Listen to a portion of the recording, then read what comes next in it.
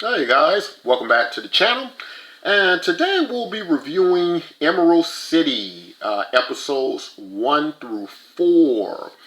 And I'm late to the series because I actually forgot the air date. I do recall the trailers early on and that it would be done by NBC. It just kind of snuck up on me. However, I wanted to look into the series because ever so often NBC does these really great fantasy shows where they invest a lot of money and they have good actors. They did Merlin years ago. I think they may have done Jack and the Beanstalk. They've done several adaptations to these various stories. So wanted to tune in and see what direction they were going to take with this show. So what I want to do is summarize these all up and give my thoughts, and we'll move along on a normal schedule with the rest of the series, which I believe is going to be 10 episodes. So the first episode was entitled The Beast Forever. The second, The Prison of the Abject, which aired on the premiere both together. So you got episodes 1 and 2 together as as one episode. And then episode 3 was entitled The New Mistress. And episode 4, Science and Magic. So I think at this point, everyone has probably seen the original Wizard of Oz with Dorothy from Kansas. However, since then, it's been several adaptations and reboots. From Return to Oz, The Tin Man done on the Sci-Fi Channel, The Wiz with Diana Ross, The Great and Powerful Oz with James Franco. But what I find interesting is since the model of Game of Thrones, a lot of shows in the fantasy genre is starting to take a darker, more realistic turn. I find that interesting. We're just a different audience, more complex time, different from when it was simpler. Back when we knew our good guys were completely good and our bad guys were completely bad. So it's changed a lot from there. So what we get in the beginning, the character of Dorothy is being mysteriously delivered to a home as a baby. There's a strange marking on her hands. We find over 20 years later, Dorothy has grown up and is now a nurse. She's never met her real mom, and she's at this stage now contemplating meeting her real mom after having a discussion with her Aunt M. She leaves the house only to discover her mom dying in the house. Later, a cop comes up to the house. He pulls a gun on Dorothy. Now, I'm under the assumption the cop was either responding to a 911 call or the cop isn't exactly whom we think he is. So a giant twister or tornado descends on them, seemingly taking out the cops. This is the cop. This is Kansas, so this is Tornado Alley, and Dorothy jumps into the police car with a canine dog in the back. The twister picks up the cop car, and Dorothy lands in this strange, new world. So I'm assuming the twister created some type of gateway to another dimension, a world. The car then lands and is pushed by the force of the tornado over a woman with a flowing gown, and the woman is apparently killed by Dorothy, or at least it appears in the car. Dorothy and the canine exit the car and find themselves in the company of a tribe of what appears to be childlike people. They're called Munchkins. Not pronounced Munchkins like in the original Wizard of Oz. And they seem to be a mix of this Native American kind of / Viking culture blend. And they make Dorothy aware she's killed the Witch of the East. And so they believe Dorothy to be a witch because they believe only a witch can kill a witch. And Dorothy is taken into their custody as they're trying to find out what exactly they should do with her. Now, one tribal member is they come to the agreement that they need to banish Dorothy. They need to exile her, and they select the tribal member to escort Dorothy out of the village. And I'm assuming that they don't want to be affected by any negative outcomes that Dorothy or they will face, with Dorothy killing the witch, and because this would basically, as they're explaining it, as we're seeing through the series, we understand that the wizard is the ruler, and the witches, they have like this council or order and they kind of all work together with the wizard. So next we cut to Emerald City, and we find out that there are flying monkeys, just like in the original series. However, there's a different take on these flying monkeys. These flying monkeys are actually more like machines or drones, and they have this video recording instruments in them, and it's like rolling out a film on a reel. And so we get to see the wizard, who's actually played by Vincent D'Onofrio, same Vincent D'Onofrio from Daredevil and many other great shows. He's a really great actor. And we get that he rules, Oz pretty much with an iron fist. He exudes his power in this version. So, they're coming to understand as they're watching all the footage from the flying monkeys of Dorothy arriving and killing the Witch of the East, that this is all part of a prophecy they know about, where this beast will come and destroy them all. So the tribe member explains to Dorothy that in their language, the word for dog, as we move on to the next scene, rather, he explains to Dorothy that the word for dog is called Toto. And because initially they're speaking another language, or like a tribal language, they're not speaking English. And but a few minutes later they are speaking English. So I can only assume that maybe they know English, as they've stated. They've had people fall from the sky before. It's been people coming from Dorothy's world before, and basically they're saying that's never been a good thing. So. So I'm assuming that maybe they picked up English, from having that history. But it's interesting that from the original series, Dorothy's name was Toto, and we're assuming she named the dog Toto on her own. But we find out in this version, Toto is just another language for how they say dog. So we get to learn. Dorothy, as she's being escorted out of the village and onto the yellow, which is this yellow road, which is, it's supposed, I guess, to be the yellow brick road. That the reason it's yellow is because it's made of poppy, poppy seeds, the poppy that makes opium, the drug, So that is a very interesting take on a yellow brick road. And this tribesman, he informs Dorothy that if it were up to him, he would have killed her. And they take a shortcut, and we learn that the tribesman's wife is trapped by the wizard for partaking in magic, because magic has been outlawed. And that by Dorothy being involved with killing the Witch of the East, that she was the only person that could have possibly freed his wife, from being trapped where the wizard had them trapped in this kind of, it's like it's almost like they're in this, it's like a tar pit, I guess, and they're just covered with this tar and a pool, and it's part of their punishment to stay there. So they had to go through this place to take a shortcut, and after this point, Dorothy is on her own going down the yellow brick road, and then she discovers basically what appears to be the Scarecrow. And it's this man, he's up on this stake or this cross, and he's he's covered in looks like straw. He's covered in straw, and he's wounded, and he's forgotten who he is. He does have a mysterious sword with him, so Dorothy doesn't know what to call him, so she just starts calling him Lucas, because Lucas is the name of the city she comes from in Kansas. It's called Lucas, Kansas. So we discover,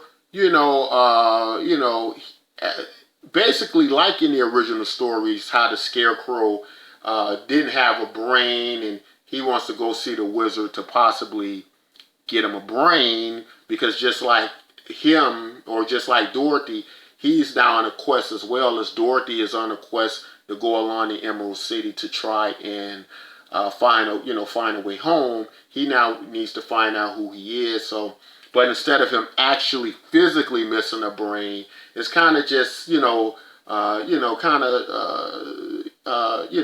the idea, that he doesn't know who he is, so he has no mind, he has no brain in that sense. So they move on together along the yellow brick road. But as they're taking a break, we find out that although we thought the Witch of the East was killed by Dorothy, that the body is gone, that she isn't dead, and she's actually walking over Dorothy and the Scarecrow's body as they sleep. Dorothy and the Scarecrow awaken, and they're being tortured by the Witch of the East magic spells, and she's trying to figure out who Dorothy is. And as she's going through Dorothy's belongings, she picks up a gun that Dorothy brought with her from the cop car. And she's asking Dorothy, how does this mysterious object work, as she's never seen a gun before. So she's holding the gun with the barrel facing her head, and Dorothy tells her, well, all you need to do is squeeze the trigger for the gadget to work. And the Witch of the East actually pulls the trigger, and she shoots her own self in the head, killing herself.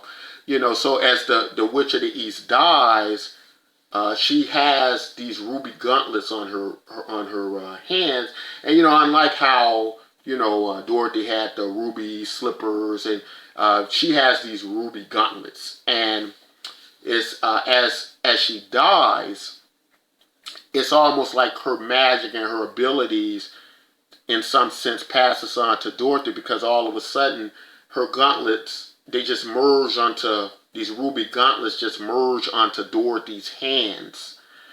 We now move on to another character, in this series, and the character's name is Tip.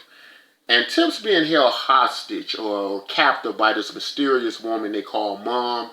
And Tip has a friend outside named Jack outside, and he's trying to get in to free Tip.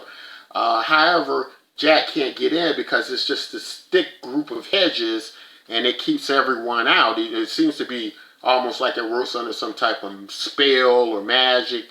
And, at that very moment, Dorothy and Scarecrow, they come across Jack outside the home, and Jack takes off running, because I don't think Jack wants to be discovered that he's outside and he's trying to get in to rescue his friend Tip.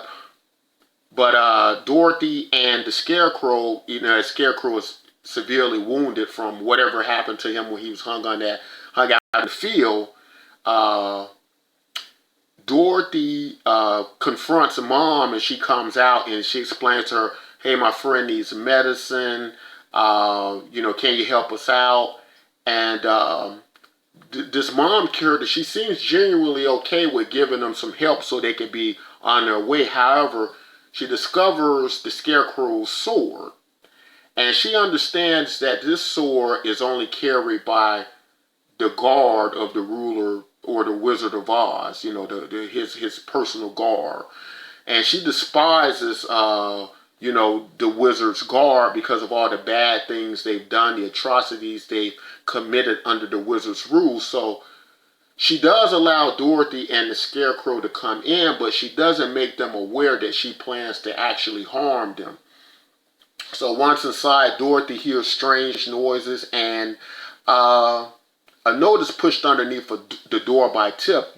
Tip's basically letting her know that, hey, I'm a captor here. I'm being held, captive, and I want to get out. So Dorothy then confronts Mom about this and asks her, well, why are you holding, this child hostage? And somehow Mom strikes a nerve with, she touches a nerve with Dorothy, because Dorothy has a great sense of abandonment herself from not having her mom around as she grew up. And so mom is explaining to her that she's doing all this to protect her from the horrors of the outside world. And if she was in her place, wouldn't she do the same thing? So Dorothy is seemingly going to just leave the entire matter alone for now. However, Dorothy then discovers that Scarecrow has actually been poisoned by mom. And, as a mean of a retaliation by him being a part of the Wizard's Guard. Dorothy, as a nurse, discovers that the poison, and she uses charcoal to stop the poison in Scarecrow. Dorothy then goes out to confront mom about poisoning of the Scarecrow, and they get into a fight. And mom is about to kill Dorothy, but the Scarecrow steps up behind and stabs mom with a sword. After which, after mom's dead, the Scarecrow begins to repeatedly beat mom over and over again. And this seemingly is providing a window into his past, which Dorothy doesn't like. And she becomes very afraid of the Scarecrow and who he really may be. So Dorothy and Scarecrow, they leave along with Tip. Tip goes away with Jack. However, as Tip escapes with Jack, Tip turns from a boy into a girl. So we find out that mom was using some type of medicine or spell, in order to keep Tip from turning into a girl. We then cut to the Witch of the North and the West.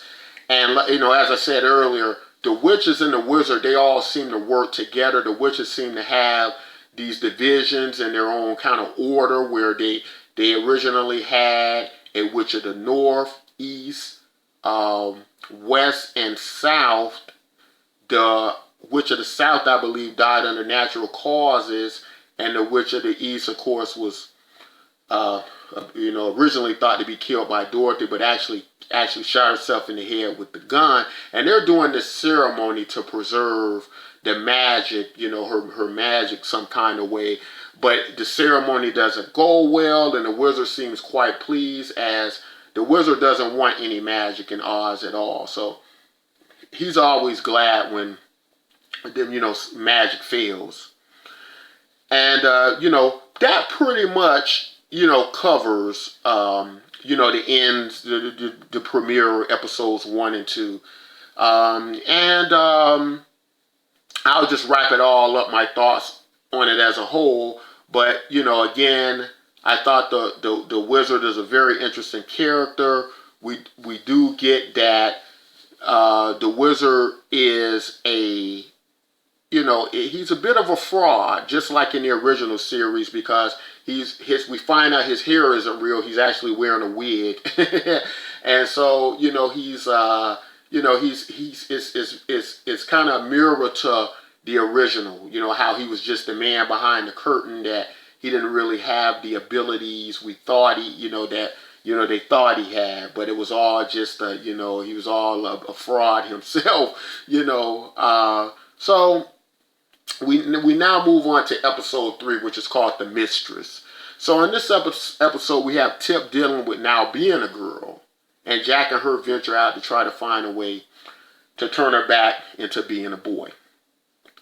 So they go into this city, and they find out that they're trying to use medicines, and they're told by this medical clerk that this medicine was actually stopping you from being who you really were, which was a girl. That it wasn't that it turned you into a girl, it's that you always were a girl. And so it gets a bit, so Jack, of course, that this Tip is turned into a beautiful young girl. So, I guess Jack starts to see her in a different light now. And Jack decides to kiss her.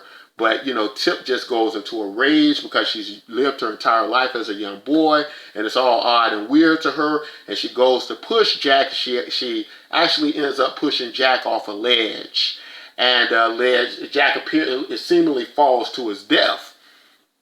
Next, we cut to Dorothy and Scarecrow, and they come across a castle with a storm over it. And the guardian of it notices Dorothy has the ruby gauntlet of the Witch of the East and asks her to stop the storm.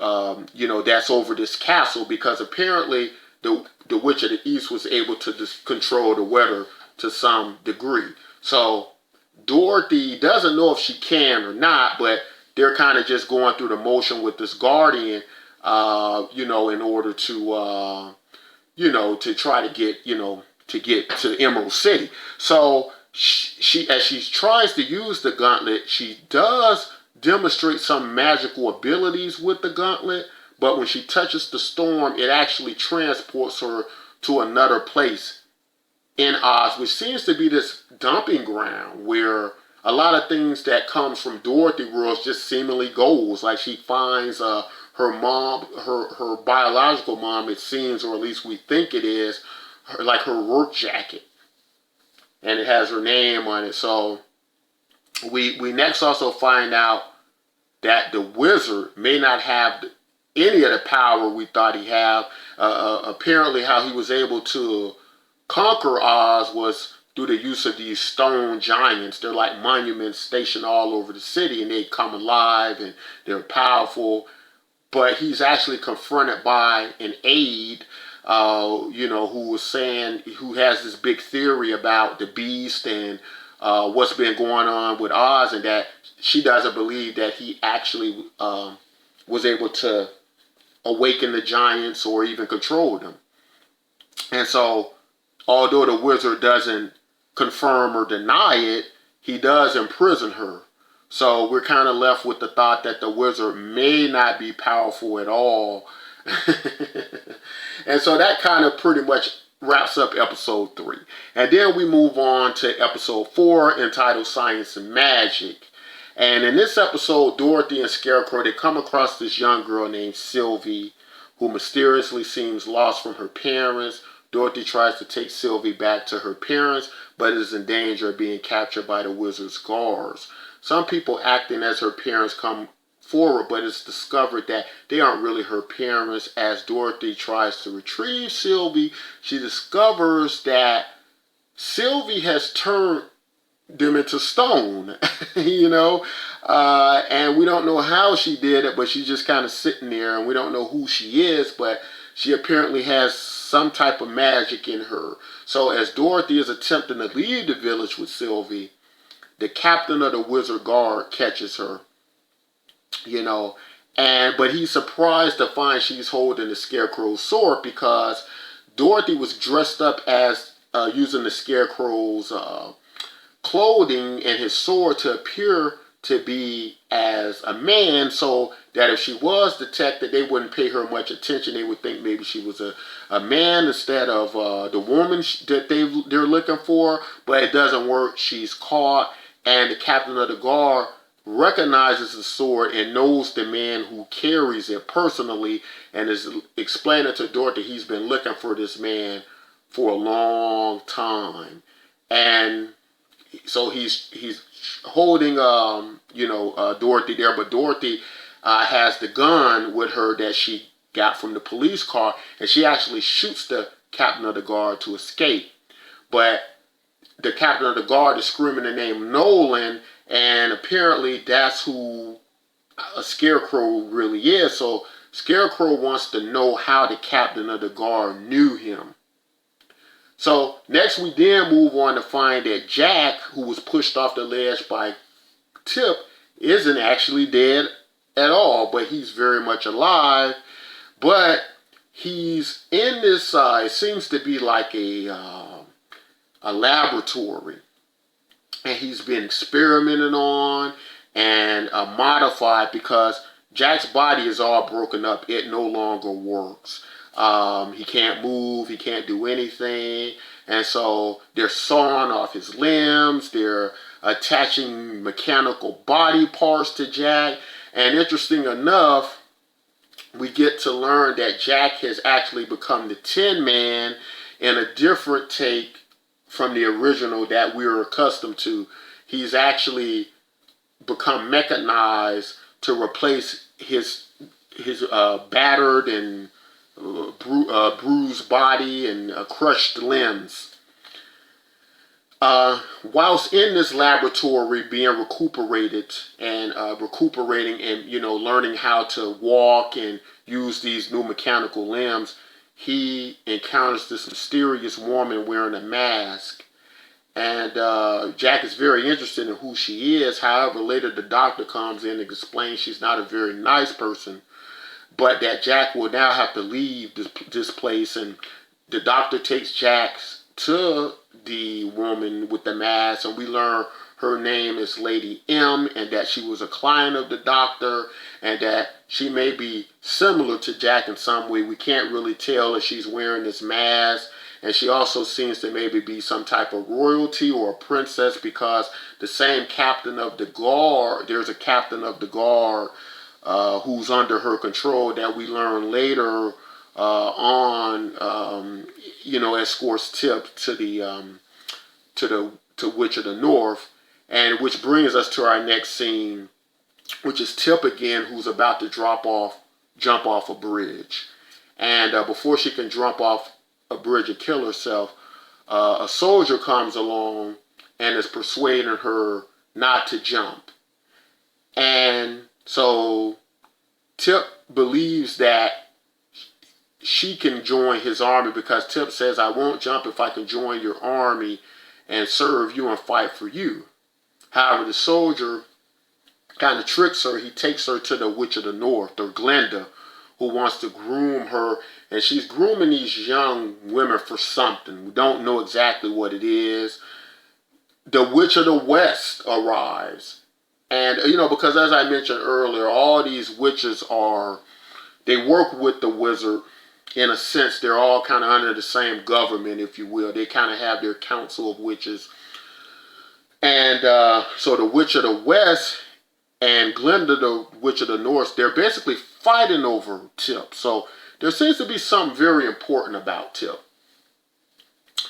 We then also get that the wizard reveals to the aide that he had in prison that it's true, he can't control the stone giants, and that he doesn't have any power. And, they then venture out, and they're going to try to find a way to stop the beast prophesies to come the best way they can. So, my thoughts so far on this entire series. So far, the show really looks good. It's turned out to be better than I thought it would be. I could tell NBC has spent a lot of money. The acting looks great. I like the more realistic approach, that these are actually people, and which symbolically embody the ideas of the Scarecrow and the Tin Man. And although we haven't got the Cowardly Lion yet, my prediction is the captain of the guard who knew the Scarecrow, who said he had been tracking and trying to find the Scarecrow for so many years, I believe that he's going to turn out to be the Cowardly Lion, because in the trailers, we do get a man wearing a lion-like headdress or some type of mask or head covering in the shape of a lion. And, so I believe symbolically he may represent the Cowardly Lion, because although he's serving the Wizard of Oz, he may really want to be in opposition to the Wizard of Oz, but he just doesn't have the courage at this stage to do it. Another prediction I have is that Dorothy may be from Oz herself, and she may either be the daughter of the wizard, or she may even be the true ruler of Oz. Now, the beast prophecy and what the beast may actually be, or what it is, I don't know exactly what the beast will end up being. I'm going to assume that Tip may be the beast because of the great deal of importance placed on her. But if she isn't the beast, I'm starting to believe that she may be the only person who can stop the beast. Or maybe it's Dorothy. I don't know, but so far I think the series is great. It's been a total surprise. Probably right now I can say one of the best Wizard of Oz adaptations I've personally seen. If you like the series so far, please comment below. Let me know what you think. Let me know what your favorite adaptation of The Wizard of Oz is. Don't forget to like and subscribe. And next week we'll be reviewing episode 5. Take care, guys.